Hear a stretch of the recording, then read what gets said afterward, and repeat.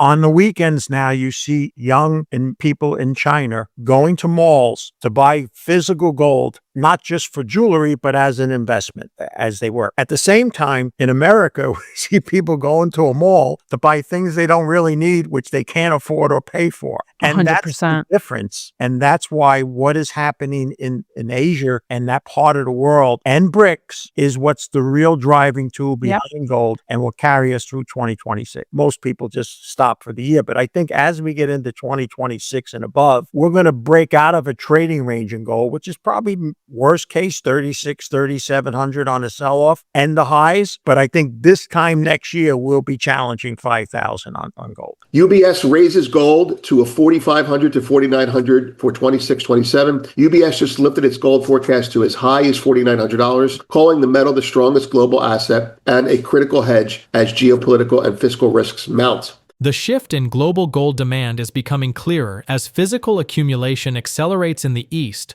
while Western consumers remain distracted by debt-driven spending. The contrast between Chinese households converting savings into metal and Americans absorbing credit for non-essentials reflects a more profound monetary transition already underway. Peter Grandich, a veteran market strategist, and Vince Lanci, a longtime precious metals trader, emphasized that this divergence is now shaping the next phase of the gold cycle. With BRICS nations moving steadily toward gold-anchored settlement systems, the metal is breaking free from the constraints of Western paper pricing. Analysts now see the long-held trading band giving way, with structural forces supporting projections of $4,500 to $4,900 gold and a potential surge toward $5,000 as early as next year. Major institutions have begun openly endorsing 20% gold allocations, an admission that long-term capital is finally acknowledging gold's outperformance over both stocks and bonds across this entire millennium. As Japan wrestles with a failing carry trade and global liquidity strains deepen, gold's role as real collateral continues to strengthen. With physical flows rising across Asia and BRICS consumption accelerating, this recalibration points toward a decisive multi-year breakout. Now, we present the clips from their interview. Before we continue to discuss this, please subscribe to our channel and activate the bell icon for timely updates. Thank you, and enjoy the video. But we've now had 2 to 3 major financial institutions talk about gold as an allocation in the general portfolio, that the 60-40 portfolio has been talked about to death for 40 years that I've been in it, is now worthy of 60, 20 bonds and 20 gold. I think that was an extremely important news to say that Wall Street may finally be open in its eyes. But let's not forget, since this whole millennium, it's outperformed stocks and bonds. And you would think that something that's done that well would be talked about all the time, but it isn't. But people have to understand this was a dramatic move. This was basically parabolic, and consolidation and base building, if you really want much higher gold prices, is something you should welcome versus just continuing to go up from here now. And so the only thing I like to add, if I may, Daniela, when I entered the brokerage business in the early 1980s, the Dow had spent 13 years trading between 700 and 1,000. There was such negativity at the time that Business Week ran a famous magazine cover that said equities are dead. People couldn't vision the Dow ever getting much above 1,000. And an unknown young man out of Gainesville, Georgia, named Robert Prechter Jr. came out with a thing called the Elliott wave theory that no one knew about at the time. And he said Dow's going to 3,600. Oh man, they ridiculed him. They made fun of him on Wall Street Week and stuff. Well, he proved right and it went a lot further. The reason I tell everybody that story is no one could conceive the Dow going high, let alone to the levels it had. Even some of the most ardent bulls in gold can't really conceive of getting much more than 4,000 because we spent so many years away. Doesn't mean it's going to go to 46,000 like the Dow did, but you have to understand there's nothing to prevent it from it if there's this dramatic change that's underway, and it is. The part of the world that's growing is recognized gold as money. And as long as they continue to grow and work towards that, the demand for it will continue to grow. And as we finally peak here in the stock market and cryptocurrency and all the greatest pump that there ever was in the 40 years that I've been, as long as it doesn't totally implode right away and people have a chance to move out as we get into 2026, I think we're going to see that shift. So while I like to say our Thanksgiving Day here in the US is the end of the trading year, because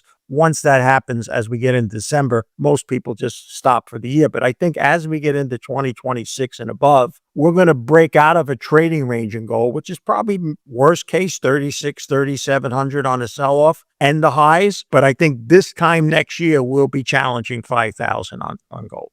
5,000 in a year from 4,000 isn't as bad as Correct. another Yep. gentleman you interviewed about 17,500. I will Pierre tell you Lassonde. then, we don't Yep. need to get near 17,500 in the next few years to know that the world had a huge, bigger problem than anything that we're facing right now for it to be at that price level. But a $5,000 gold from this point, given what's happening the big change, Danielle, if I may, before we run out of time, is what people have to recognize in the gold market is it finally happened. The paper hangers have been destroyed. That is no longer influential anymore. The people that paper traded gold, mostly out of London and New York, they've been overcome by the physical market. Yes. That gold is Yes. out of the You're so right. It finally happened. Yeah. And because of that, there's legitimacy to see that 5,000 isn't that out of hand for that. But remember, we still see the average portfolio, and I see it here where we still see coming in have little or no exposure to gold at all. Yes. What they did have exposure outside of stocks and bonds, they got into crypto. And of course, they're the type of people that get in late. And I think we're only going to start to see gold start to be used more in typical portfolios. And that's what's going to help us with 12 months or so start to make a good run to 5. I think people need to realize that for quite a few years, Japan basically had a zero interest rate policy. They never reached their so-called 2% inflation rate that they were trying for, which sounds familiar from another country that we know that claimed they want to get to 2%. But their real fiscal concerns now have grown acute. A new prime minister has come in, talked about a great stimulus package, and everybody started looking around and going, wait a minute, we've been almost 90% up purchase our own bonds. How do we borrow more money at this point in time? People forget, they think of the United States, it has its own debt issues. But in the Western economics, Japan has the biggest debt burden per GDP. So there's not a lot of room for them. And so now the concern was, okay, they have an issue. They're certainly not, and we've been seeing that they're not going to be the buyers that they've been for our debt. It's one of the reasons, of multiple reasons, why despite the Fed cutting rates, our long bond has actually gone up, because we're seeing selling from major buyers in the past, China as well as Japan. The key is what you said, and you hit it right on the head with your introduction, and that is the yen carry trade. And as that's blowing up here and the expectation for it to continue, it has a lot of ramifications. It impacts all the bond markets, major bond markets. It impacts the foreign currency market.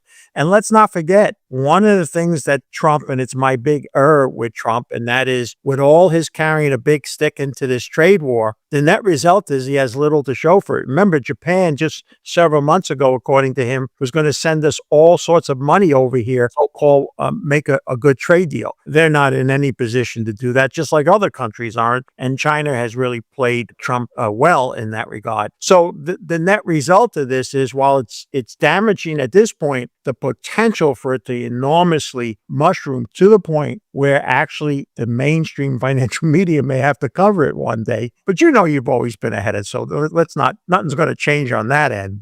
But the bottom line is that it's one of several issues that are coming to the forefront now, and one of the things that people are recognizing in the markets at a time when the United States has its own issues with debt and financing, and also it plays a role. And of course, it's another bullish factor, one of the many logs for the gold market. On the weekends now, you see young people in China going to malls to buy physical gold, not just for jewelry, but as an investment, as they work. At the same time, in America, we see people going to a mall to buy things they don't really need, which they can't afford or pay for. And that's why what is happening in Asia and that part of the world and BRICS is what's the real driving tool behind gold and will carry us through 2026. Well, they recognize that the only way out of this terrible debt crisis throughout the world is not going to be another fiat currency. It's going to have to be something hard. And the choice was, you can listen to the people that believe in crypto, something that sits on a computer somewhere out in space, or something hard that's worked for a couple of thousand years. And the key people that have the money, central banks, went all in on gold. They have no real any exposure to the crypto market. And I think you're seeing that change occurring now,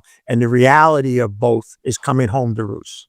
The latest surge in sovereign gold accumulation is reshaping the global market structure, with major reserve holders now targeting fixed ounce totals rather than budgeting in currency terms. The demand profile has locked into an inelastic pattern that absorbs every pullback. This behavior lifts the structural floor under gold and accelerates the shift away from Western price setting. Alongside this, Europe and India linking instant settlement systems marks another step toward bypassing the dollar. At the same time, unexplained revisions in COMEX, open interest, and increasingly erratic movements in benchmark pricing suggest deeper stress beneath the surface. Gold's current trading range shows firm support forming near recent lows, signaling steady accumulation rather than liquidation. Meanwhile, silver continues to strengthen as physical markets tighten across Asia. These overlapping shifts point toward an emerging phase of metal-driven monetary realignment. Let's get back to the interview. So starting with gold, we are in the wedge. The old adage was, if you're trading gold, you're trading wedges, meaning there's always lower highs and higher lows, and the market hits a wedge and breaks out of it down in the old days. But now it might be breaking up. I wouldn't call this a wedge yet, although it certainly is a wedge, but I think we're going to have a lot more of that. We'll see what happens on the other side of it. That's the 30 and 50-day moving averages. The 40-day does seem to be governing this. Hat tip to CEO Technician. Let's pull up our lines, the lines that we drew going back and the new ones, and see how that fits. Remember, we contend it's a trading range now, just like the one that started in April. It's not 4 months long yet, but you won't have the benefit of that until it's in hindsight. We're just saying the chances grow that it is a sideways channel. And there's our lines, right? Okay, so just to recap, this is the support that matters, 39.14, and this is the resistance that matters, 41.68. And in that area, we're going to trade a range. We're going to extend it outside. This was important to us before. This was, if the BIS or someone large put a cap on this rally, as is their responsibility when the market gets crazy, and then the market stopped here and dropped, well, that's an echo. Could be the same player, could be someone else, doesn't matter. And so that defined the range from here to here. From here to here. And I did say when we get above this line really shouldn't matter and we should go to here, and we did. But I got bullish-er because we got above this. And of course, it reversed and went down. But we're in a range. It's not a big deal. And I'll tell you what's very encouraging. What's very encouraging is that this line, which shouldn't matter, I think I did this like 6 months ago. This line, which shouldn't matter, seems to matter. And I say that because usually when a market overextends to the upside of a range, it will overextend to the downside. I think it's extremely encouraging that the market did not go back down to this area and retest it in short order. Implicitly, the floor is being raised again. So here's your range from 39.16 to 41.59, give or take, right? When the market gets overbought, it needs to work off being overbought, and that means it might go down all the way to 39.16 or so again. However, it is stopping or at least pausing in this area here. That's encouraging. That says to me, whoever the buyer was down here may in fact be buying up here now. And that buyer may be a bullion bank, it may be a new buyer, maybe Chinese order flow. It could be anyone because we have a real dynamic market now. So if we do get below here, I think you're going to see some buying in this area here, and this might be front running of that buying. That's it. So we're in a range. Don't get too excited because it is buy season. You want to be bullish, but we just had a tremendous bullish sell season. So be happy where we are.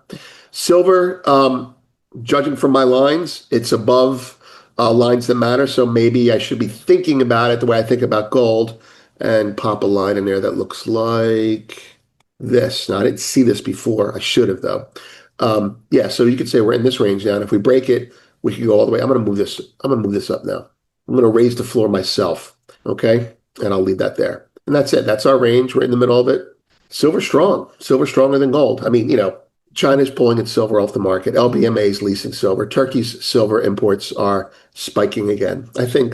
I'll share what I think. China is really smart. And throughout the last 30 years, anytime they got out of line by manipulating their currency, they were called on it by the US, which used the UN or used the IMF or used the World Bank as its proxy.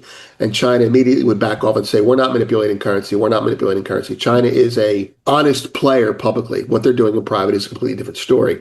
And the reason that gold and silver, especially gold, but now moving into silver, are so important is because the US and the G7 do not consider them money. And because they're not considered a global currency in the FX market, you can't manipulate them. It's a global commodity. And so China and Turkey and India and anyone can do whatever they want, and the US cannot accuse them of manipulation because it's not fiat. It's not a government controlled asset. It's a global asset. And the thing that has weakened gold for almost half a century, the fact that it's just a commodity, it's not a currency, is now ironically the thing that is undermining the West's ownership of it. Can't manipulate a commodity if it's globally traded, can you? Well, that's what's happening now. And now, as gold is being remonetized in the East and silver is going to follow suit in the West, we're still struggling with it's just a commodity, and that will be our demise. Main story. Deutsche Bank says sovereigns are no longer buying gold based on price, but on predetermined ounce targets, signaling a major structural shift in global monetary behavior. Governments are effectively printing whichever currency is needed to secure metal, creating persistent, inelastic demand. That's the key phrase, inelastic demand, that lifts the floor under gold. Deutsche Bank argues reserve managers will keep accumulating through dips, while jewelry and ETF flows play a secondary role, even though the ETF flows themselves are now seemingly somewhat inelastic. If this trend holds, gold's rise is far from over. We would also add that this vindicates something that we observed a year ago when we were doing some analysis on India's gold demand. And we noticed that since 2022, India's demand had been the same amount of ounces per year, regardless of the price. So they're buying ounces. They're not budgeting money. And that story is titled, Sovereigns Print Fiat to Buy Gold Now. And you can find that in Premium. We have a bunch of other stories. We want to just touch on them to let you know that it has been a busy weekend starting Friday for the metals as well as for us. First, something on COMEX is really rotten. This is our analysis. A surge in massive unexplained revisions to COMEX gold open interest is raising red flags with us about hidden losses, market stress, and the integrity of America's key gold benchmark. Rich Dad Kiyosaki sells his Bitcoin despite assurances he would not do that. After vowing he'd, quote, never sell, end quote, Rich Dad author Robert Kiyosaki, dumped over $2 million worth of Bitcoin and shifted the money into real-world cash flow businesses. For the founders, one of the posts we sent to the founders was a breaking story and something we'll share with Premium as soon as we develop it a little bit more. But basically, Europe and India just agreed to bypass the US dollar in cross-border payments by linking their instant settlement systems, marking a major step towards regional reserve currencies with a special mini-pod broadcast. If you're wondering what that is conceptually, when you go to the bank and you want to transfer money, forgetting Venmo and PayPal and all those other things, and even Zelle, when you do a drop down, it says, do you want to do a wire? Do you want to do an ACH debit? Well, now it's going to be, do you want to do what we have, which avoids SWIFT altogether? And that'll be something that retail will use first, and then institutionally will be mandated from the top down as people get acclimated to it. Next, UBS raises gold to a 4,500 to 4,900 for 26-27. UBS just lifted its gold forecast to as high as $4,900, calling the metal the strongest global asset and a critical hedge as geopolitical and fiscal risks mount. Hartnett, Bitcoin is the tell for 2026 Fed policy. Bank of America's Michael Hartnett says Bitcoin is the tell for 2026, arguing its slide is the first clear signal that liquidity is tightening and the Fed will soon be forced to cut. We would add Michael Howell at Capital Wars has been talking about the liquidity issue and the liquidity cycle and Bitcoin's relationship to it for a reasonable amount of time. And it certainly makes a lot of sense. It goes to the concept of Bitcoin is a tech, behaves more like a tech stock than a store of value. At least, at the margins it does. When the liquidity cycle turns, Bitcoin gets hit first, and stocks got hit first as well. But stocks have bounced magically, but they've bounced. Again, for the founders, how the market keeps us honest. A veteran CIO explains why the old line, more buyers than sellers, is real wisdom, not sarcasm, and why markets often move hardest long before the reason becomes visible. Why is the market up today? More buyers than sellers is the old joke, and people think that that's sarcasm. It's really not. We don't know why. We'll find out after the fact, because in a sense, traders not in the know are mushrooms kept in the dark and fed a lot of shit, and we find out after the fact. Next, Italy's gold tax, pay now and pay later. Italy is moving to tax and track private gold holdings, unveiling a voluntary amnesty that could transform centuries of family wealth into a fully monitored state asset. That's no bueno, or no bono if you're Italian. That's authoritarian government.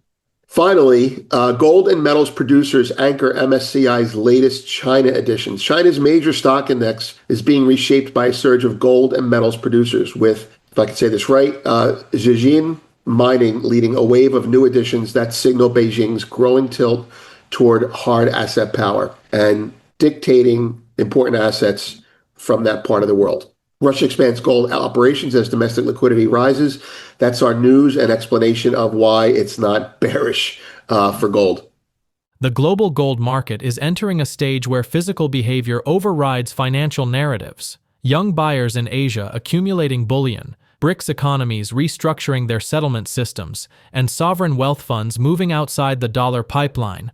The trading range that contained gold for years is beginning to lose relevance as structural buyers emerge, targeting ounces rather than prices. Forecasts from major institutions now extend into the mid-$4,000s, with the trajectory toward $5,000 increasingly supported by flows rather than projections. At the same time, domestic pressures in the West, from Japan's debt strain to dwindling foreign support for U.S. treasuries, are tightening liquidity conditions and strengthening the appeal of tangible assets. The failure of paper markets to suppress physical premiums and the visible weakening of futures-led price control underscore a fundamental change. Gold's anchor is shifting to regions where it is treated as money, not an alternative asset. As portfolios slowly rotate toward higher metal allocations, the groundwork is being laid for the following primary phase of revaluation. Share your thoughts on their analysis in the comment section below. If you find this video informative, please support and turn on notifications to stay informed about our latest videos. See you in the following video. Thanks for watching.